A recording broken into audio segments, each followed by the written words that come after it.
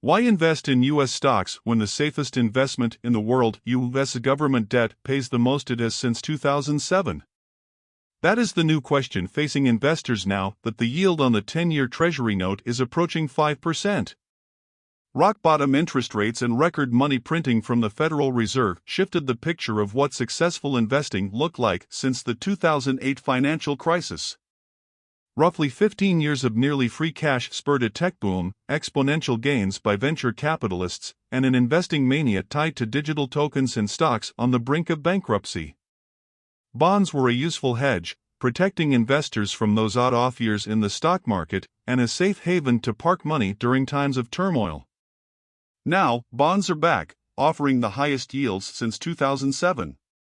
And the Fed is tightening its policy, having raised rates at the fastest pace in 4 decades. In many ways, higher rates mean a shift away from speculative excess and a return to fundamental investing. Still, Wall Street says this period could be unlike any in the past. We asked 5 investors what they are buying and where they see potential pitfalls. Mario Gabelli. Mario Gabelli has invested through over 6 decades of economic ups and downs. The billionaire money manager, who runs Gamco Investors out of Rye, New York, says he's not ready to give up on American stocks quite yet. Gabelli says most investors are overly focused on the tension between the Federal Reserve's campaign to rein in inflation with higher interest rates and the government's effort to revive manufacturing and growth in the U.S. While these forces will impact markets, he says the federal deficit is a longer-term concern, especially since the country's burden to make its payments will rise with higher interest rates and increased federal spending will force it to borrow more.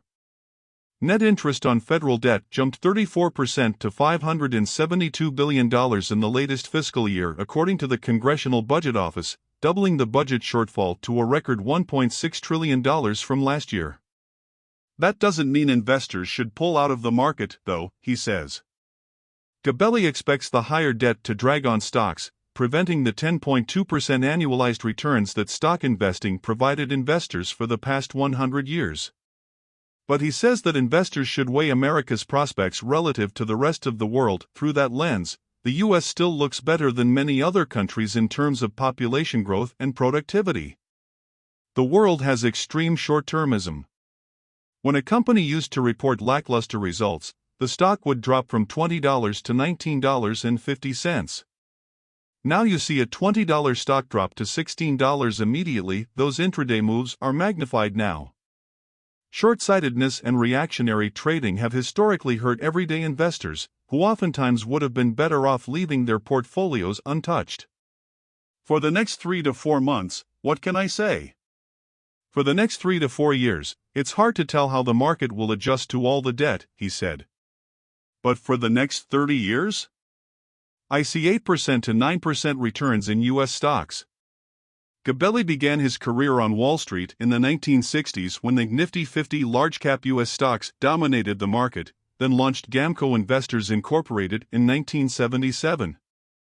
Investing through multiple bouts of inflation and then Fed Chair Paul Volcker ratcheting up interest rates to 20%, he rose to become Wall Street's top-paid man as a long-term stock picker.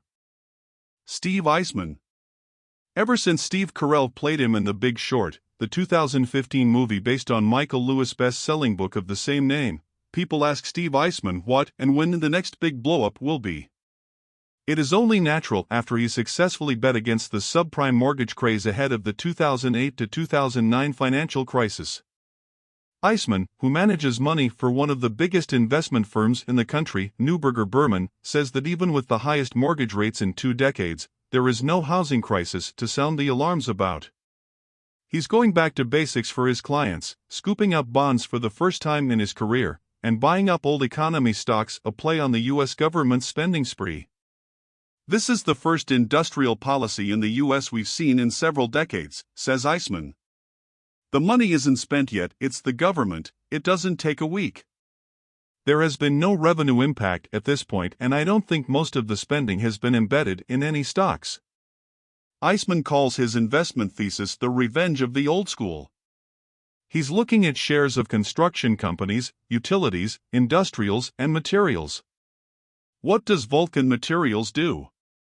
It makes rocks, he says. This isn't the nitty-gritty technical aspects of AI. The fundamentals of these companies are not difficult to understand, and they will tend to have the wind at their backs. Here's what Eisman is avoiding: uninvestable banks and hyper-growth stocks. An era of investing, he says, is dead. While banks might look cheap, he said he doesn't expect their outlook to improve much. Having to pay depositors higher interest rates, prospects of a recession, and increased regulation sap their investability, he says, even if the banking system isn't under any immediate threat. Wsj Modern. Rising rates were supposed to crush high-flying tech stocks by hurting the value of those companies' future profits. The companies' costs would go up, and the thinking was that investors wouldn't take the flyer on tech when they can make good returns from risk-free treasury. Wsj Modern, a finance professor at New York University's Stern School of Business who studies stock valuations, isn't surprised that big tech stocks have shined this year. Lumping all tech together is a gross oversimplification, he says. Stop using tech as shorthand for growth companies, he says. That was true in the 1980s, but tech is now 30% of the market. It is in everything. The proverbial cash machines, today they're big tech companies. No one prints money like Apple, Google, Facebook, and so on. Tech giants like Microsoft have built up massive war chests of cash and reduced their debt load, so many are now benefiting from higher interest rates.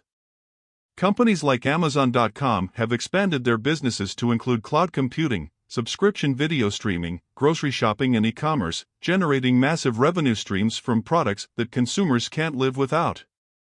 Last year's inflationary surge tested companies' ability to pass on higher costs to customers by raising prices. Many young companies haven't dealt with a recession or higher inflation, and got used to easily accessible money. Modern says companies that started and thrived in the era of near-zero rates could struggle to endure the slowing economy that is likely to result from the Fed's interest rate campaign. Is your Peloton membership really non-cyclical? We will discover how discretionary the spending on some of these products is, he says. Saira Malik. Saira Malik oversees roughly $1.1 trillion in assets as the chief investment officer of Nuveen. Her clients say they have about a quarter of their portfolios in cash. She says it is a great bet, but that doesn't mean people should dump stocks. The return on short-term debt is at the highest levels we've seen in decades, she says. But equity markets have significantly outperformed cash. Malik says that some investors have been trying to time the stock market's decline or rise since the Federal Reserve began changing interest rates, but she says most fail to do so successfully, often getting in and out of the market at precisely the wrong time. While Malik expects a mild recession sometime next year, she feels that the negativity around the markets and economy is overdone. The banking crisis, which kicked off with the failure of Silicon Valley Bank and dominoed to topple several regional banks, proved contained and ephemeral, rather than a structural issue in the market. Investing in less traditional holdings like farmland, timberland, emerging market stocks, and private credit are good ideas at the moment, she says, especially with the prospects for rising government debt to ensure inflation remains high for years to come. Still, she doesn't see any impending crisis on the horizon. I don't see a bubble bursting, she says. I'm more bullish than bearish right now. Mike Gitlin. Mike Gitlin is set to become the president and chief executive of Capital Group later this month.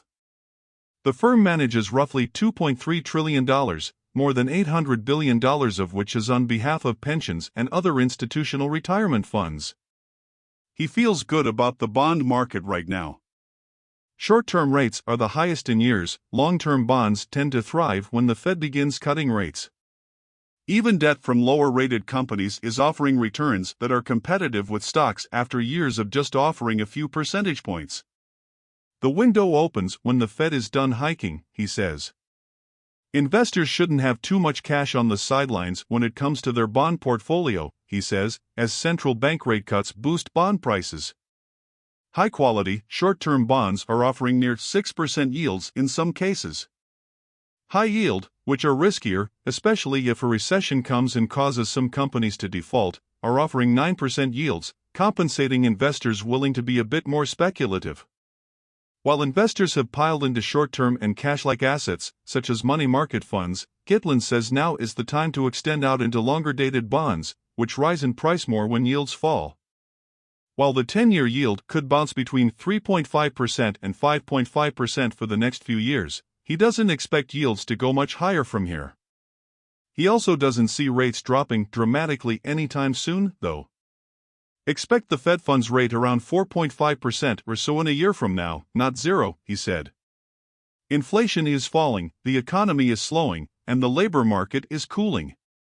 All those signs points to buying bonds, he says.